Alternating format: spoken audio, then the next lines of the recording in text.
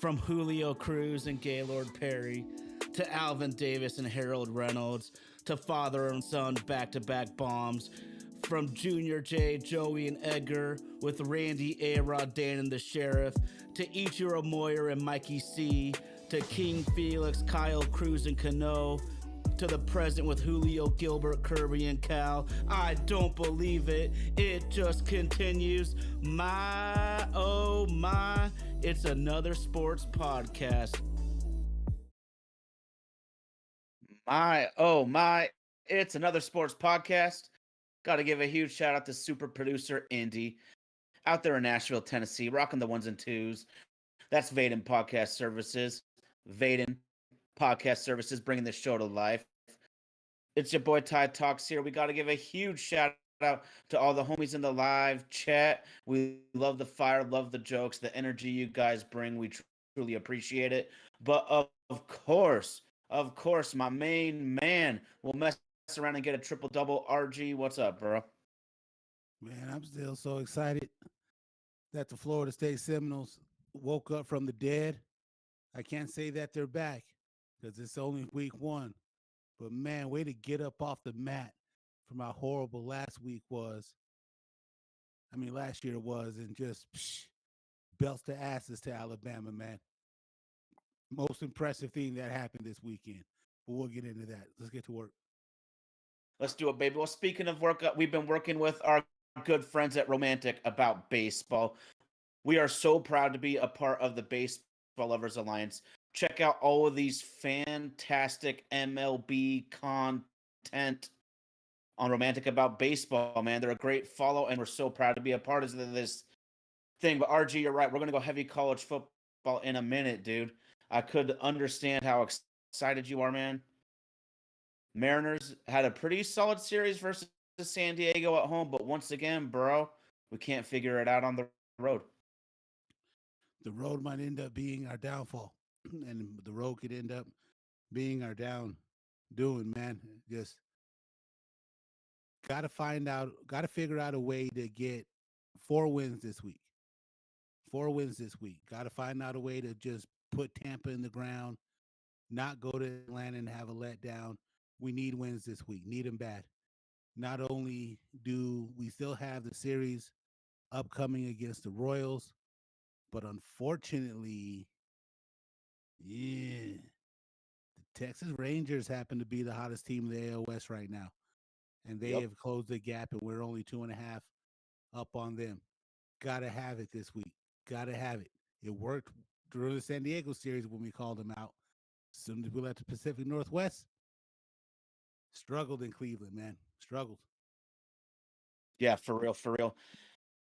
It's one of those things, too, where you're damned if you do and damned if you don't. And I haven't been thrilled with Dan Wilson overall lately. But then there's also games, RG, where I can't criticize a manager. You put in Brash, you put in Munoz, and they're the ones that give up the game at the end, man. I'm a ride with my guys, dude. I'm a ride with my guys, and it doesn't get any easier, man, because the road trip continues for 2 more series. And you're right. We have fallen behind Houston by a couple, and Texas is on our ass. What's crazy to me, dude, is a week and a half after the trade deadline, you and me were talking, and the Mariners have won like 8 or 9 in a row. And I'm thinking they might be able to go out the first seed. They're holding onto their ass right now to try to even make the playoff. Yeah, it's definitely grasping on to the last piece of the Titanic to keep from falling into the ocean. But we start out 4 runs in the first inning against Cleveland, and everything is just rolling. Then we give up 1 in the 6th, and it's like, all right, cool, we still got it. Give up 1 in the 7th. Little apprehensive, but still, we got two solid guys at the back end of the bullpen. Give up another one in the 8th, and that Malox moment starts keeping in. Then to give up 2 in the 9th to lose it, just unreal. And then we get to Saturday and just can't find offense early enough to help Logan out. Give up some early runs, find some runs at the end of the game, but just not enough to close it out. And then today we happen to get the W. So they say momentum is only as good as the next day's starting pitcher. So according to the accounts, we should have Castillo. on the mound tomorrow. Casino going against Baz. Minor league park. Hopefully we can get some shit done. Mm. Oh, I didn't even think about that one. Okay. Well, we need more from Castillo right now, man.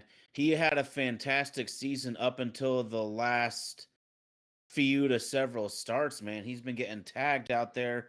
One huge positive, you mentioned the Mariners finally got the win in game 3 versus Cleveland, is Bryce Miller with a solid 6 innings and 2 earned runs. He has either been injured or terrible this year, RG. We know what his top level performance can be. He can be a hell of a quality starting pitcher, even, dare I say, number 2, number 3 type of shit.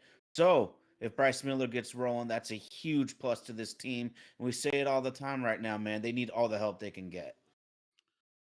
Hoping Miller can find his stuff in the next 2 to 3 weeks is a tough task. See how he handles the pressure. But it's again what we always talk about as Mariner fans. Can we produce enough to help out the starting pitchers? And then when we do have hot innings, can the bullpen actually come down and lock it down? Ferguson was a hidden gem that we really didn't get to know about until the trade happened and started researching some of his stats. I still think that the guy can get it done. And if we can get consistent effort out of that and make these 7 inning games to where he can come in, do his thing, get the ball to Brash, get the ball to Munoz. But we're also going to need those guys to come out and perform at all-star levels as well, too, which they're absolutely capable of. Oh, yeah. Well, shoot, man. You said the key thing right there. Can the bullpen lock it down? Can you turn it into a 7 inning game? And this is how close this thing can be, man, because on Friday evening, it would have been as simple as if Brash and Munoz lock it down, game's over. And I'm going to ride with those guys every time. I'm going to ride with those two every time. But on Sunday, we bring in Spire, Brash, Munoz, 0 runs, like you said, lock it down. The end of our bullpen needs to lock it down because although I'm so impressed with Bizardo's improvement, there's a lot of guys that really concern me if you get into the C and D squad, so to speak, for the Mariners bullpen. So, man, it's going to be crazy down the stretch. I got to ask you a question then, RG. It's been bugging me lately. Pitchers don't pitch as long of starts as they used to. The bullpen would be the cheapest, quickest way to make an elite position group. Why don't more teams do this, man? Why don't more teams do this? My question is on the other side of what happened to the days of the complete game? Okay. Yeah, take What it. happened to the days of the complete game? I I I understand what the theory is, but you mean to tell me in the history of baseball before we got into this new analytical world that you don't want the rotation to see the same pitcher coming up their third, fourth times at bat. Cy Young has 764 complete games, I believe the number is. Yes. And you go back and look at the times that we became baseball fans. Jack Morris pitched 11 innings of a World Series fucking game. And it didn't matter to get it through. If your stuff is your stuff, is your stuff. And we talk all the time about how baseball is the only sport where you could be successful at your job 30% of the time and be considered one of the greats. So you mean to tell me that leaning on this guy not having his good stuff, but again, I don't think that pitchers are made the way that they pitchers are made now the way that they used to be. And yes, everybody has rocket arms and coming in and throwing in 100. What was it? 2, 3 years ago, everybody was impressed with Sandy Alcantara because all those complete games he had, and I still don't think he had double digits in a year. When was the last time we had a 20 game, multiple 20 game winners all across baseball? Not a Pitching thing. just, yeah, that's just not a thing anymore. So, I just don't get where the shift is in how they handle pitching staffs and why they don't have faith in them. I'm not going to get into the situation with Kirby in the seventh, but yeah, I don't know, Mhm. man. Yeah, they got speed, but they're just not built the way they used to. And like you said, if they're going to focus on getting to the seventh and running different arms out, unless you have multiples that could come in and do it, you're going to then wear those guys out. Mm. Okay, I'm gonna just make one counter, even though I completely agree with you, because your team becomes too bullpen reliant when we have these, when we give huge standing ovations for 5 or 6 innings. But Logan Gilbert's opponent's OPS is over 1,000 third time through the lineup. George Kirby's is well over 800 third time through the lineup. And so, where do we draw the line, RG, between trying to save what we see it often where the starter gives up a 3-run home run right before they come out of the game? Do we save him from getting shelled, or how do we walk this line of being able to conserve the bullpen? Because I feel that's a huge problem in baseball. Teams are struggling to conserve the bullpen because they pull the starters so quick.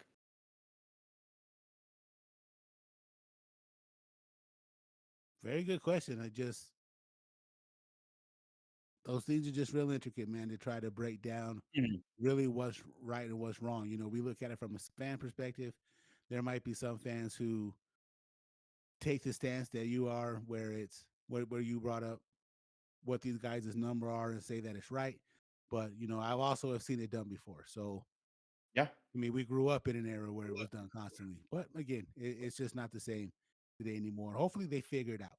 Hopefully they absolutely figured out Well, I, I we I need it. do think there's a solution right in front of us, at least a little bit. RG is that we need to get a little bit back to manager gut feeling in that situation. Can you just look at your guy and know if he's got some juice left or not? That's something that the numbers can't quantify. And to be a successful team over 162 games, you have to go deep. You have to say, fuck the stats at some point. I need my starter to go 7 or 8 innings. You need that type of outing. And so that's where the gut feel needs to come back and play. That same thinking, though, also cost Grady Little his job in the 2003 ALCS. That's true. So it's crazy just how it's changed over the last 20 years. But whatever the solution is, we need to find one. The margin for error has become even thinner than what it was 2 weeks ago. And tomorrow, September 1st. Jeez. Jeez. Okay. Well, I want to get into another. Let's actually get into the live chat really quickly because I was wanting to talk about this too. Emerson Hancock is back in AAA and he is transitioning into the bullpen. One relief appearance, 0 runs. One relief appearance, I believe he gave up one. RG, I decided to dive into Emerson Hancock because the stats, the eye test, the analytics all tell you he has had kind of a shitty season for the most part. But opponents crush his sinker. They're solid versus changeup, but they struggle on Emerson's four seamer. This is a guy with not a lot of dynamic quality major league pitches. That sort of guy always ends up in the bullpen. And let's say if that 94, 95 as a starter can turn into 96, 97 as a reliever, we might be able to salvage something here because clearly it was a really tough go of it for him this year. And I think this move could be beneficial to Hancock's future and the Mariners as a team. All hands on deck right now. All hands on deck. If you can go 2 innings and you can find a way to get 3 outs and keep the damage to a minimum, all hands on deck right now.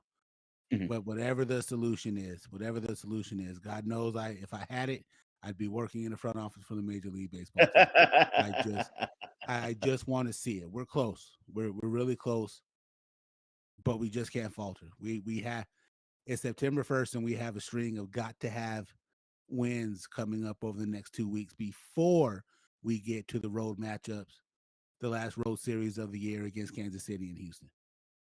Okay. I just wanted to add RG two things onto the Hancock to the bullpen discussion. And the first one is that we've seen the Mariners organization have tremendous success doing this in the minor leagues with Matt Brash and Edwin Diaz. So this team knows how to at least maneuver in this situation. And then secondly, I would at least rather want to see what Hancock can do out of the bullpen right now before we go back to Legamino or Saucedo. Absolutely, and it makes it as because my words, it really makes what Thornton is or isn't extra valuable as well too to not have him in there right Mm, now. yeah. Yeah, absolutely. Uh Sunday evening media. If we look beyond this year, what do we do with JP Crawford? Cole Emerson is playing his way into the bigs, and Crawford has done everything needed to make the case he should remain.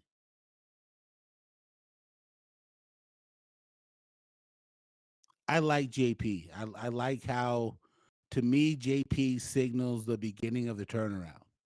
And at first, I wasn't excited about the pickup, but I've loved having JP Crawford on this team. But again, it's for sports is what have you done for me lately? If we can get to next year and Emerson is outshining him in Peoria, then we let him run. But that's just a little bit too far for me to forecast right now, just because I do think that there is some good that JP still has left in him for the rest of this year, and we'll see how next year plays out. What you got for a thought? Yeah, I mean, I really like JP overall. He is a quality starting shortstop in Major League Baseball. I don't think he'll ever actually being an all-star. Some years are better than others, but I would definitely consider him a starting shortstop. Cole Emerson, though, RG, man, he is out there in the minors making those da-na-na, da-na-na type of plays out at shortstop. He looks really fucking legit with the gloves. So if you follow and see his stats at the dish are doing well, it will be a good problem to have. It would be a fantastic problem to have. RG, I want to transition on the Mariners to an issue I see right now, and it's with a player I really, really like since we're talking middle infield.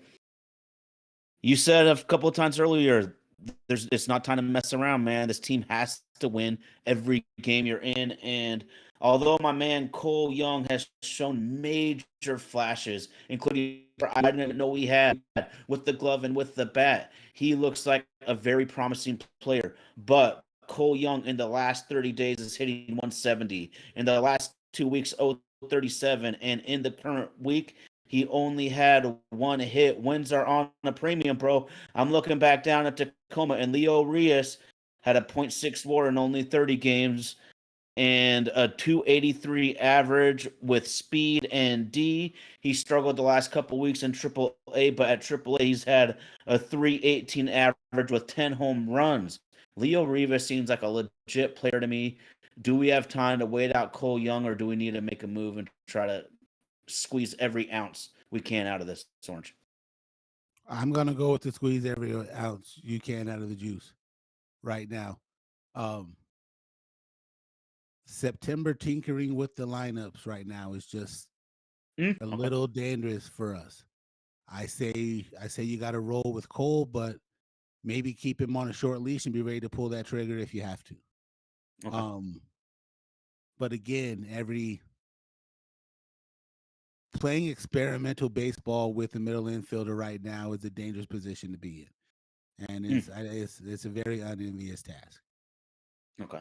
Every step we take has to be made with purpose, and the figuring out process needed to happen months ago. But I just think that that's the position of making mid-season acquisitions, seeing what you have, seeing what you don't have. A little too late to go out and get somebody else. And then again, you bring up a guy that you're going to wait to see what it is that he's doing. I think that Cole has earned the right to at least try to compete. But Okay. again, the balance of how long is that leash? How long is that leash? Because if it's obvious that um, Leo's numbers are getting better, then you have to make the move for it. But then you also have to give him time to get adjusted to what the step up is. or he's one of those guys that comes up and finds lightning in a bottle right away. I can help us carry it. Shh. Blackjack, baby. Are you hitting on 16 or are you staying? It's tough one and you really don't know. That's just why I had to lay it all out there, man, because that's a really difficult decision to make. But you might have convinced me, man. You made a really compelling argument. I came into this thinking I was ready to bring up Leo Rivas, but you're right, man. There's something about this continuity, and I myself said several weeks ago the time to tinker is over, and here I am wanting to tinker. So maybe you talk some sense into me here. You're just willing to do what it takes to get there. And there's nothing wrong with it. You know, we're fans. There's nothing wrong with playing fantasy GMs in our heads. But in the real life situation with, 3.5 weeks to go, can we really afford to not let the guy finish out, give someone else a chance? Because then if we end up at the end of the Astros series with nobody performing at second base, what have we really done? We've killed some kid's confidence. That's almost 3 losses right there if he can't come in and get it done. So it's just tough, man. It's just tough. Fair enough. And I kind of like talking these things out sometimes with somebody like this because I'm thinking about, game 150 through the World Series. There's always some random guys at the bottom of a lineup that hit critical home runs late that change the tides of playoff series. And I'm talking about that random power. That random power is Cole Young. He could randomly pop off in a 2-2 playoff game for an 8th-inning home run that no one saw coming, and it happens every year. So I do like a guy with that sort of potential pop in his bat, and I'm pumped. I'm also concerned, RG. I'm very excited for the rest of this season, but I feel I have reason to be concerned for the Mariners down the stretch. Because we've lived through this before, man. This is Groundhog Day. All over again. All over again. We've been here. We know what it's going to take. I've said it before. Grab a Tylenol, you might need it. And now is absolutely that time, brother. Now is absolutely that time. I know he's not a Mariner, but we are baseball fans, and I just wanted to bring up a stat that I heard that I didn't believe until I had to go and take a look at it. Just we talk about baseball players being successful 30% of the time as hitters, just because hitting a round ball with a round bat is extremely hard. These guys with power arms everywhere. Analytics have changed it, but I heard a stat that freaked me out. Can I share it with you? Bring it. 532 at bats this year. And out of 532 at bats, this guy has only struck out 15 times all year. That's unfucking real, isn't it? Damn. Can you guess what I'm talking about? It's got to be a Rise. Absolutely, man. There's no other dude. There's no so other fucking dude. insane. That's like Tony Gwynn type shit, dude. Dude, that might be better than Tony Gwynn type shit if we really dug into it. 500, and just kind of looking at looking over the last few years since we've been out of COVID, he hasn't had a year where he struck out over 50 times.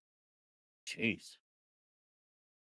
48 is the most strikeouts he's had in the season, and that was 2021. And every year that number comes down.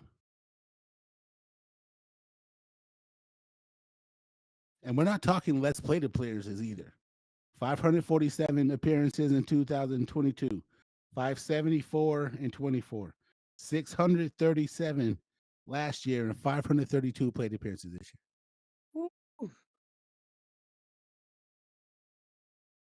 Man, just you He's part of a tell team, me I it's think, to impossible. do it. Yeah, he's a big part of it. Just going up and hitting the ball where it's pitched instead of trying to hit the ball 475 feet constantly. You know what I think when I see a rise at the plate, RG? I see him walking up saying, "Fuck your analytics, I'm gonna hit the ball." That's all I'm here for. That's all I'm here for is just to get hits.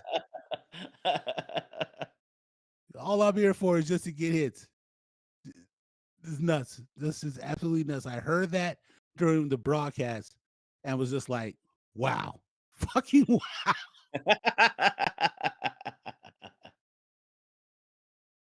Well, bro, it was a huge weekend for a lot of sports fans in America. You were talking about big hits. There was still giant games with huge wins, but none might have been more surprising and a bigger thrill for you than Florida State taking it to number 8 Alabama. Talk to me, man. You gotta love the transfer portal. Mm. You gotta love the transfer portal. It keeps college football at such an even playing field. It's ridiculous. You don't know who's who and what everybody has until they really get out there and go compete. Now, my cousin, married to my first cousin, she's more like my sister, so he's more like my brother-in-law than he is my cousin's husband. From Andalusia, Alabama. So the only thing he knows is Alabama football. I'm surprised he didn't name my little nephew Bear. Just all he Alabama football. He tells me, well, they're built just Florida State's built just like Michigan was 2 years ago with a bunch of junior and senior guys out the transfer portal, blah blah blah. And I'm like, dude, everybody has the same chance to go out and buy the exact same type of talent because nobody's bitching about the 40-50 million that Texas Tech spent to put a team together, but because it bit you in the ass, now it's a problem. I love it. I love it, man. It was great. It was great to watch. Uh, the matchup of the weekend, obviously 1 versus 3 in the horseshoe, and gotta say, man, it's a little disappointed. Thought we would see some better offensive football being played, but that just speaks to the level of good defense that Texas and Ohio State both played, and Ohio State was able to get more out of their young guy than Texas was able to get out of Arch Manning.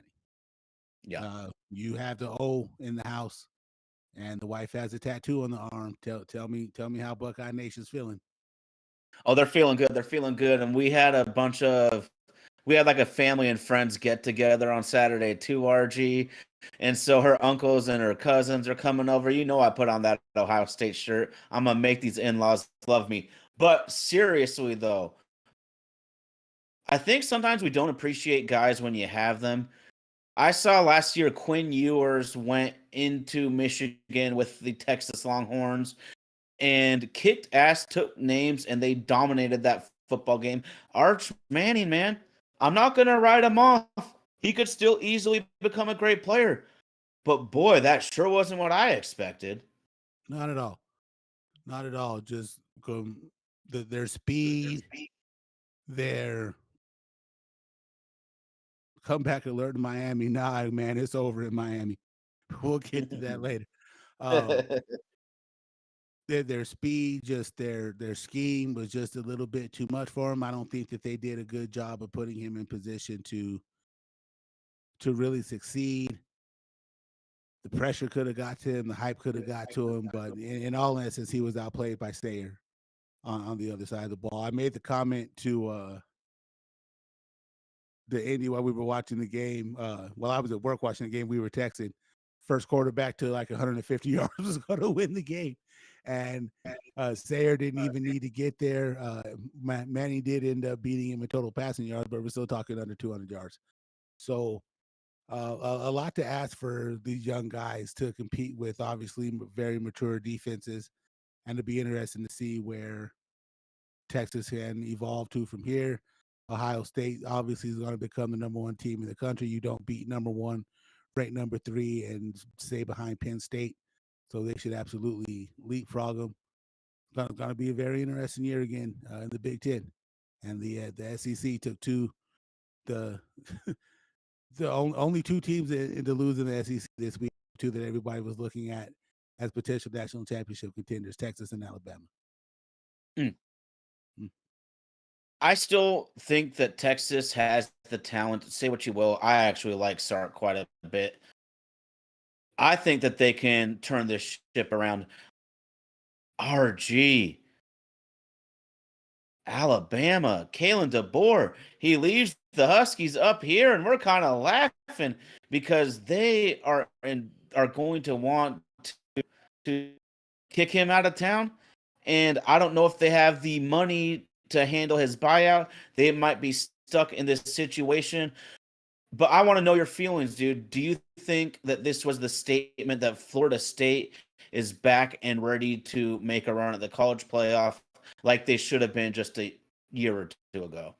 I definitely think that Saturday was more about the resurgence of Florida State than it was about Alabama because Simpson looked like the truth back there. Mm. That kid battled. That kid found ways. He moved the ball downfield, got him to within a possession. Florida State just played an overall better game. Again, it's week one. It's too early to really say what can happen because I'm a Florida State fan. I've seen us start out hot and then fall apart the second half of the season. I've seen us be ranked number 3 and go in and lay an egg against a Louisville team that had no business being on the field with us. Just said it's college football, man. It's the beauty of it. Everybody has high hopes. Everybody thinks that their team can get it done, but the beauty of this is there's still a lot of football left to be played. But week one was pretty exciting. Also want to give a shout out to the school I'm currently attending, the school I'm currently in debt to, the school that has controlled my sports fandom for a very long time. The University of New Mexico Lobos with 75 new players, and most of them are D2 athletes, actually went into the big house and didn't get blown out. I know Katie's watching. So pay attention to what I'm about to tell you. The Lobos with a D2 school team put up more points against Michigan than Ohio State did last year. And if they can control the muff punt that Michigan had at the end of the game, that's a one possession game. And they on a 37.5 point spread. Shout out to the Lobos and Jason Eck, man. I did not think that they had that in them. Okay, man. Well, I just want to shout out Tyson really quick saying FSU with a professionally executed ball game. Shout out to their coaching staff. Yes, sir. And as much trouble as DeBoer and his staff might be in right now, it feels like Norvell might have gotten a little bit of the heat turned down on his seat, at least for the short time being. Again, it's what have you done for me lately? He Yep. earned the love. He absolutely earned the love. But that could easily go away real quick.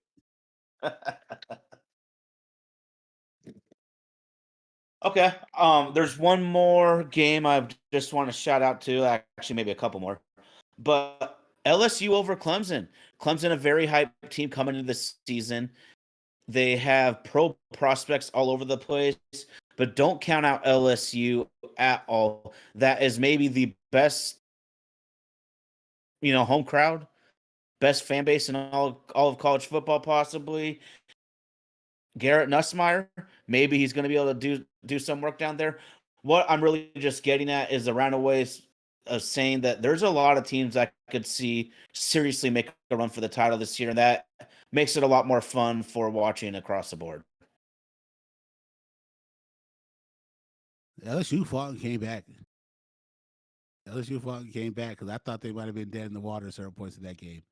And I think if there's two coaches who you almost expect the worst from them before you expect the best from them, it's James Franklin and Brian Kelly.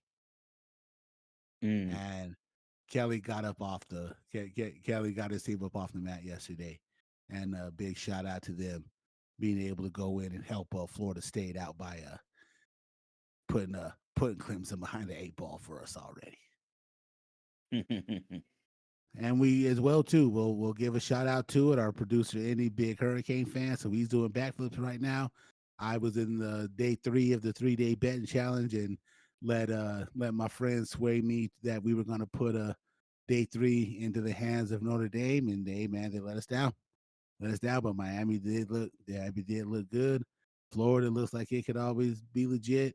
And like Tyson Baxter says, the whole state of Florida might be turned up.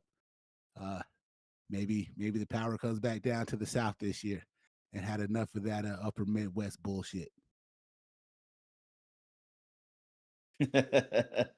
Shoot, dude.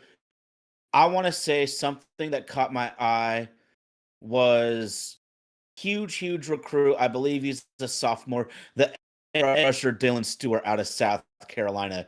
Boy, this dude is fun to watch. He's instantly become one of my favorite players, and it happened just on 2 straight plays. This guy's got all the hype in the world. The talent is clearly there. I don't know. We'll see if it happens, but it sure looks like it's about to, and he's going to be a top 5 pick in the very near future.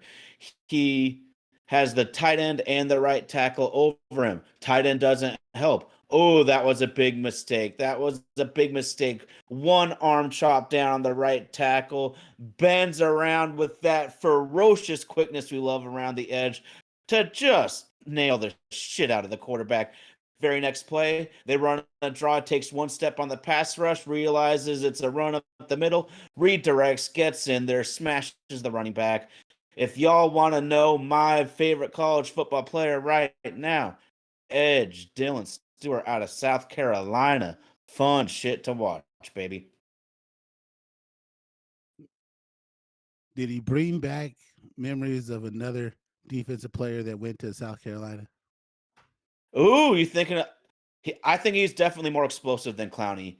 He's clearly not as big to me. He's not as strong, but in today's era, ooh, that speed around the edge. I like the comp though. This guy, dude. If y'all want some fun, watch right there. And of course, I gotta talk about the Washington Huskies for 1 second. 17-point win. Fans might be a little disappointed. It was close to almost the whole way versus Colorado State.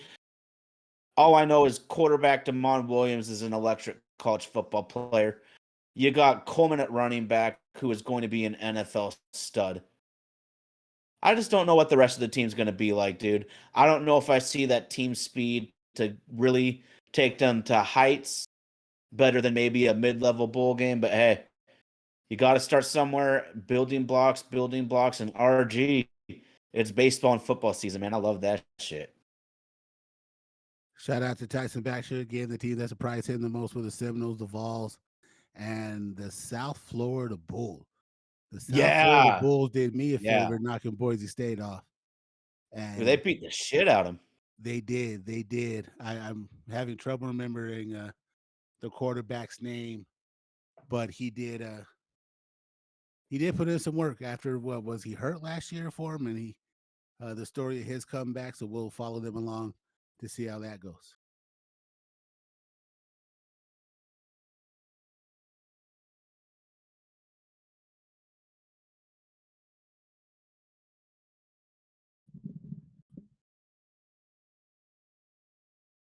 All right.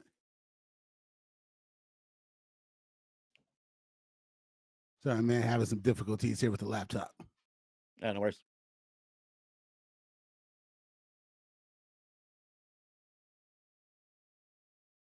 Yeah, college football is back, man. College football is back. We're gonna take a little bit of a break. What we don't have more games kicking off until Friday, and I believe the only top 25 matchup next week is Michigan and Oklahoma. But hey, long season, man, and plenty of time to live and die with these millionaire 19-year-olds. Yeah, no doubt, no doubt.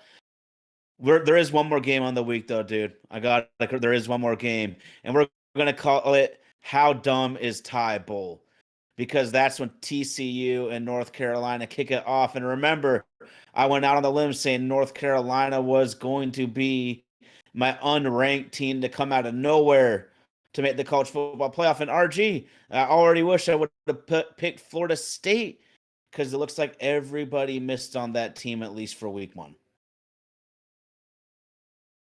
You just don't know. You just don't know what you're going to get when you put together a team like that full of guys out of the transfer portal. It's feast or famine, and it just so happened for one day in Tallahassee this last week. It just happened to be feast for us. So we'll definitely see how it continues. But yeah, all eyes tomorrow. All eyes tomorrow will be on Chapel Hill. Or is it a neutral site game? I honestly don't even know, man. You know I'm gonna be rocking with Bill Belichick though, all the way on that shit, dude.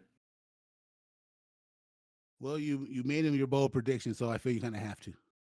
Yeah, it just confirmed my love. It just confirmed my love.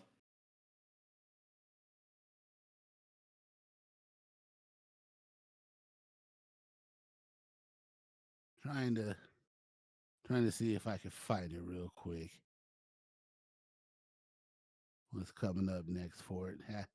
Has to be, I believe. Believe it's a home game. Mhm. Oh, you mentioned Texas Tech and all their money earlier. They had the number one transfer portal ranking in this last cycle. They obviously have the billionaire donor in Cody Campbell, former offensive lineman for the team, which I think is absolutely badass. I don't know if number 23 entering the season qualifies as a dark horse out of nowhere team, but there's no reason we shouldn't think that Texas Tech, because I was thinking about conference too. Do you have winnable games, or is it going to be really tough to run the table? There's no reason I don't think Texas Tech could be one of these transfer portal darlings. I know it's a mismatch, but they won their first game 67-7 over Arkansas Pine Bluff. We've seen really good teams take those teams lightly and it turn into a gunfight. So Texas Tech, that'll be another team for us to watch just in terms of me looking on the outsiders trying to break down the wall. Texas Tech, and I think that USC is also going to fill that bill as well too, because Mm, they put up a lot of points on okay. Saturday, and to see how they're going to navigate that the waters of the Big Ten. And yes, the North Carolina game is a home game. They'll be playing in Keenan tomorrow, so all eyes will be on Belichick to see if he could bring some of that magic down from New England and turn Chapel Hill into a football town. That's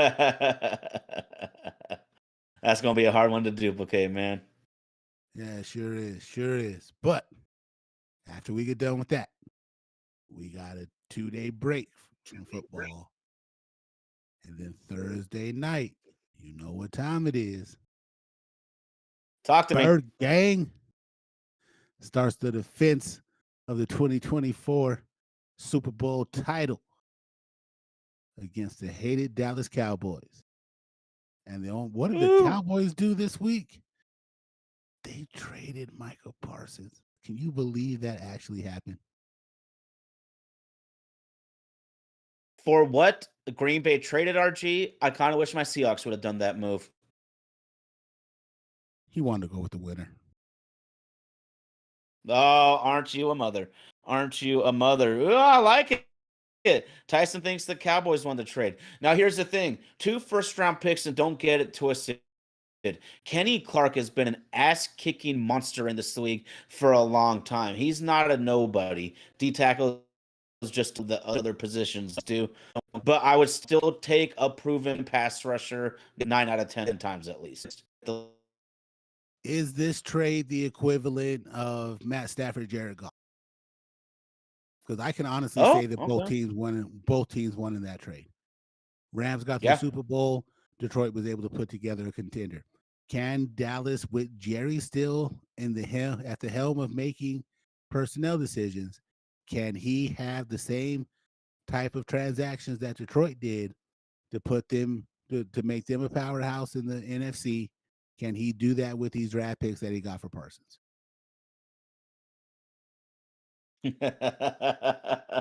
Only a fool man doesn't Tyson was screw. thinking. He was thinking. I said what he was thinking.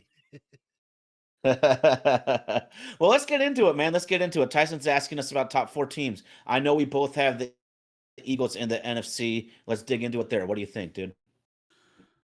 Top 4 preseason NFC. I'm just gonna spout it out. I got we the dumbest team out there. Dave Williams, welcome back to the show. I gotta go with the Eagles. You definitely gotta go with the Lions. Washington is going to stick around because they made championship game against us. And then I think you got to say the I Packers, still man. like the Lions. You got to say the Packers. Okay. What do you think about the Lions? They lost both their coordinators. I still like their culture, and I really, really like their roster. I think that they're probably in the top 4 for me. Culture makes a difference. Culture definitely does make a difference, and Dan Campbell has definitely built a winning program up there. Let's see how they do handle new coordinators. I can speak from experience how it went in Philly. We started off hot and then fell off towards the end. Ended up with new coordinators again, won the Super Bowl, and now have a new offensive coordinator again. So if you're looking, if I'm basing it on how Jalen Hurts has handled it, it could be the best of times, it could be the worst of times. Um, but what they and again, it comes down to who can stay healthy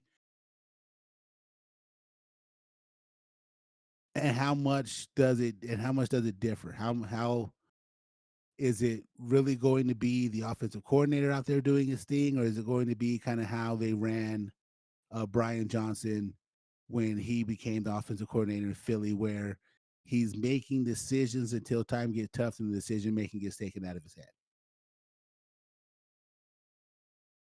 So let's just see how Detroit Okay. runs it, man.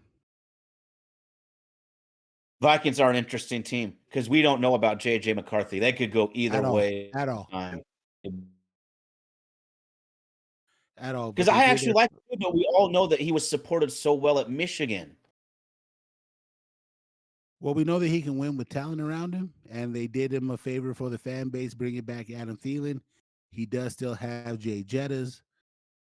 Woo! Well, if he can make the plays, then they'll definitely stick around. But the NFC North has definitely made itself real interesting Yeah, for with real, what for real. Green Bay was just able to do. The Lions coming back in strong, and then seeing if the Vikings can keep up with the momentum that Sam Darnold started for him last year. No doubt, no doubt. So here's my take on the NFC West right now. 49ers dark horse team. Well, you just mentioned the key, and that's why you always got to see it play out. Health is so important. If Christian McCaffrey plays 15 games healthy, San Francisco's in the mix. If he plays 6 to 8 games, they're going to be drafted in the top 15 again. If the Los Angeles Rams, we have Matthew Stafford and all these back problems we're looking at. If Matt Stafford plays 15 games, I think the Rams win the division straight up. If Matt only plays 7 or 8, I think the Seahawks or 49ers could win it. I think that's kind of a toss-up division where I honestly don't think I'd include any of their teams in our NFC top 4 as of now. Bold prediction. Nah, it's just You gonna got be one? some shit talking.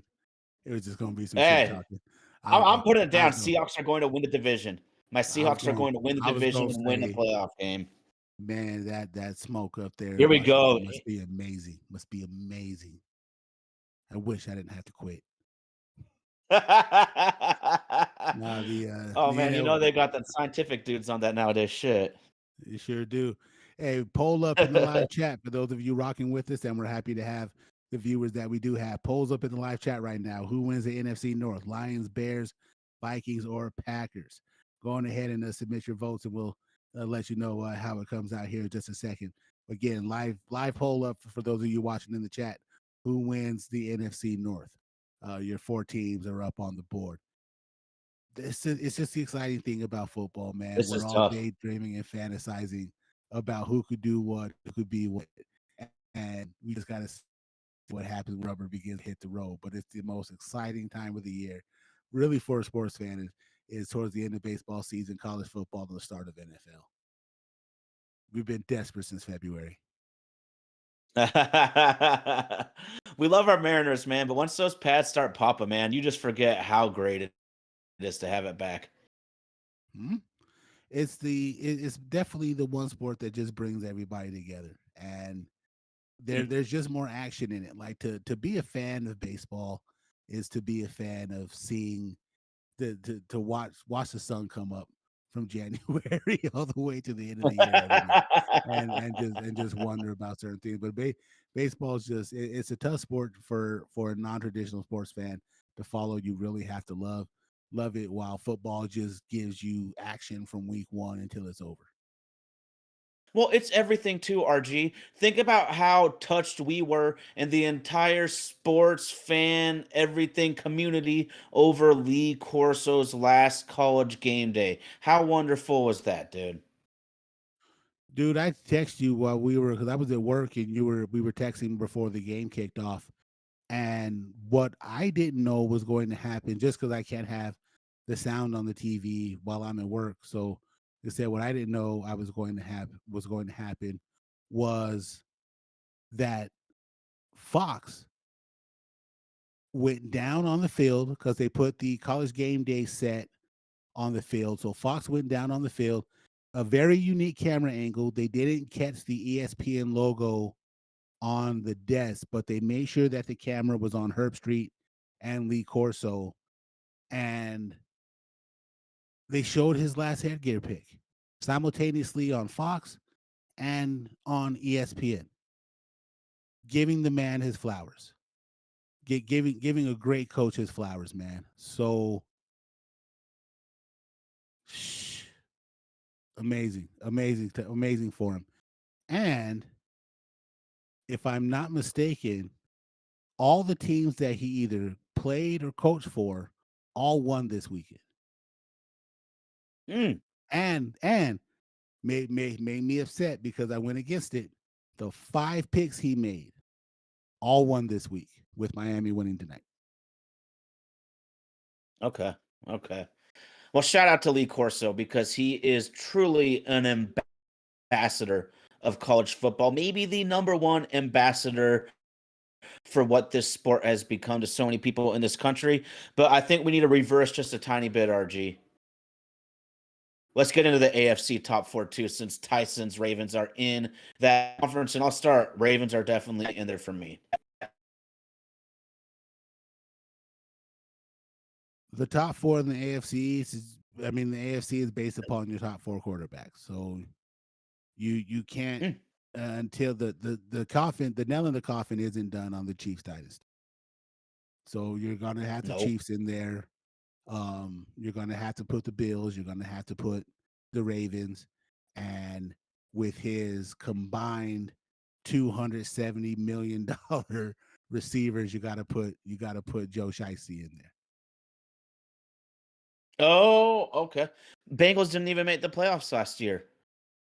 Hey, you gotta put Joe Shiesty. Joe Burrow hasn't been able to finish 2 seasons. You know I love me some Joey B, but those are facts. He hasn't finished a season twice. They didn't make it last year. Absolutely. Is Shamar Stewart a guy that can actually turn around your defense? See, I got big question marks there. I think they should have taken the Seahawks standout rookie Gray Zabel, but that's why I'm here and they're there. So we can leave that at that, man. And a lot of people, RG, would say the LA Chargers. A lot of people would say the LA Chargers, but I'm going to counter. The Houston Texans beat the shit out of those dudes in a playoff game last year. So I don't know if Houston's in my top 4, but they're knocking on the door. CJ Stroud was my fantasy quarterback last year, and he definitely suffered a little bit of the jinx. They're going to be without Mixon for the first 4 games, so we'll see how much that holds them back. But again, just because it's a quarterback-driven league and they got the guy what he wanted, I'm going to put Burrow in the 4th spot to say that the 4 teams that you'll compete against are the Chiefs, Ravens, Bills, and the Bengals. And you know who I want to see some more from this year? I don't know if that's going to happen, RG. I want to see more from Trevor Lawrence, man. Brian Thomas Jr. as a rookie was one of the most explosive, incredible playmakers in all of planet Earth last year as a rookie. Then they go and get Travis Hunter with the 2nd pick, who I think can be a standout, fantastic wide receiver if he really concentrates mostly in that area. So I need to see more from Trevor Lawrence, or I'm asking myself, boy, the scouts thought this guy was going to be, Peyton Manning, and to me, he's more like Daniel Jones. Daniel Jones beat out Anthony Richardson for a starting job. What the fuck, dude? What a mess. Having too Oh, much faith in a very limited amount of game tape. But again, that's just a yep. Jim Murphy move. God rest his soul. Mm. Yeah, rest in peace. Good call out there. Kind of a crazy tie-in. The one thing I'll say though too, because I always try to see the bright side. Oh, go ahead. Go ahead. Sorry about Mariners lifer. I think the AFC is Ravens, Chiefs, Bills, and Broncos. Bo Nix. Bo Nix with back to back. Then you do it Steelers. again. And then you do it again. The Sunday evening media takes Chiefs, Ravens, Steelers, Broncos. Do you think Aaron has one last ride left in him? Not to the level that they need it, bro. Got to consider the division, man. You got to beat the Ravens twice. Well, you guess you don't need to beat them, but you play the Ravens twice. You got the Bengals twice. Luckily, you got the Browns twice. But here's the one thing we forget is for the second or third straight season, Pittsburgh's defense fell off quite a bit down the stretch. Aaron Rodgers and DK Metcalf, man, that can either be amazing or what are we doing here, Steelers? All in for 1 year. Eh? All in for 1 year. Tyson Baxter, we do struggle with the Steelers since Lamar. That's just that rivalry, man. That's just how that rivalry Oh goes. yeah. If you guys had Manning and Brady, it would be the same thing. That's just the nature of the beast with that rivalry. But again, it's exciting times. It's exciting times. Can't wait for Thursday. Can't wait for Sunday. Ooh, matter of fact, let's do this now. I don't know if Indy still has the disclaimer in the pocket, but before we move on, I do want to share since I won't be a part of the broadcast next week. I got a friend of mine who happens to always find some gold in his opening week four legger. So I'll share what his opening week four legger is. For those of you who are into that degenerate type of life, don't forget you play at your own risk. Only spend what you can afford to lose. And don't go out tweeting these guys because you can't win a fight against them in real life. He has Baltimore, 2 rushing touchdowns. Denver, 2 rushing touchdowns. Rams, 2 rushing touchdowns. And some bum team in Seattle named the Seahawks for 2 rushing touchdowns. 4-leg parlay, $10 on that would return you $1,000 in fat coin.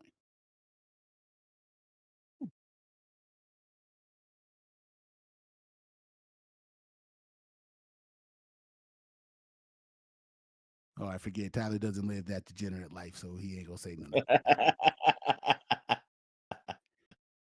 And I'll share with you one more out of our personal Discord group. I'll just spout out some of the things that have already been put up in the circle. Take what you like. Please don't parlay them all, but play how you want to. Mike Evans, Mar Chase, Jay Connor, and he takes Bigsby, Kenneth Walker the third, Jamar Gibbs, Derrick Henry to score a touchdown. If you played all of those picks at $100 and all of them hit, it would pay you back 15 grand. Again, please don't parlay all of those together. But if you do like anybody off that list, Mike Evans, Jamar Chase, James Conner, Aston Genty, Tank Bixby, Kenneth Walker III, Jamar Gibbs, and Derrick Henry are my gambling discourse picks of the first week to get into the end zone. Let's do it, baby. Cash considerations by your boy. He's back. It's that time of year. Yes, sir. Yes, sir. Yes, sir. And I also saw for those of you who live that type of life, DraftKings is running what they call a ghost leg, where if you put together a 4-leg, you miss by 1, they'll still pay you out for 3. Again, we're not giving out betting advice or promoting gambling. Opinions shared are for entertainment purposes only. Always bet responsibly and within your means if you do choose to do so. Good shit, man. Yes, sir. Yes, sir. Anything else you got for the people? Hey, it's the Black Sam Rothstein on the other side of me, man. Shout out to the live chat. Y'all bring the fire. We love it. Yes, sir. Yes, sir. I'm always down. Texas Power Ranger. I knew you'd be my boy. It's just something about you says that you was ready. Hey, we had this conversation during the NCAA tournament, and we all decided to hop on Ole Miss, and the chat was successful that night. So maybe maybe we can all team up and do it again sometime later on this year during the football season. Remember, the Texans will be the best team in Texas again. Oh man, well it sure won't be the Longhorns. I'll tell you. Sure. Yes, sir.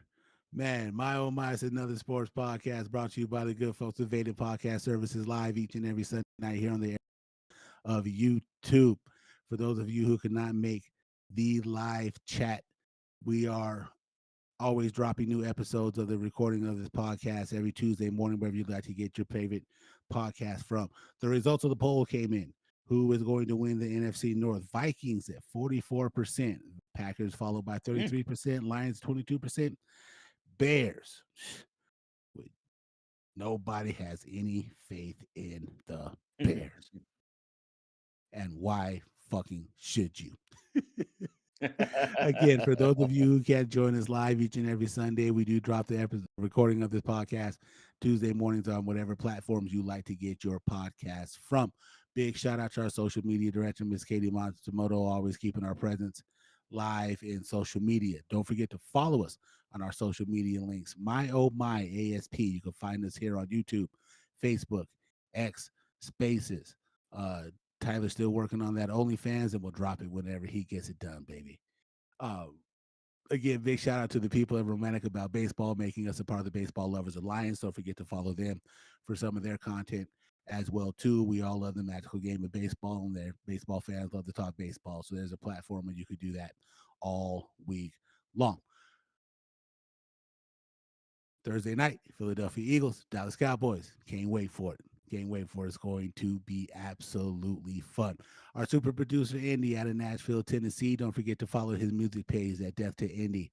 Also here on YouTube, drop us a line. We would always love to have someone from the live chat come and join us as a guest host here on the show. Again, the guy on my side there, the best co-host I could ask for, representing Little Lake Stevens, Washington. That's the homie Ty Talks 24. Super producer Indy at Mothership Mother Control in Nashville, Tennessee. Oh, join the Discord. Join the Discord. My Oh My is another sports podcast. The link for those of you who are on the live chat is up in there now. We can continue this conversation anytime, day or night. Always down to chop it up and talk sports with it. I am your boy RG, repping the Cinco Cero Cinco. Happy to be with you again. The show is anything with those of you live chat follows. Tell friends about it. Football season started off. We'll have a lot more to talk about other than Mariners baseball, but Mariners baseball is the theme that brings us together the most. Thank you all for being with us tonight, and we hope you've enjoyed this episode of My Oh My, it's another sports podcast.